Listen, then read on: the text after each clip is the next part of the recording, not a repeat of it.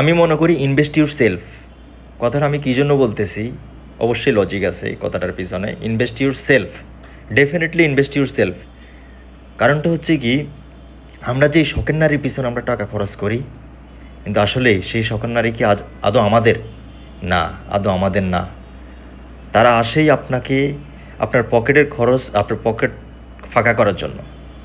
হ্যাঁ, আপনার পকেটের টাকাগুলো শেষ করে যেদিন দেখবেন যে আপনাকে এই বলবে জব নাই তোমার, তুমি কিছু করতেছো না, ফ্যামিলির প্রেশার, ফ্যামিলি মানতেছে না, এই ধরনের কত তালবাহানা দেখায় ভাই।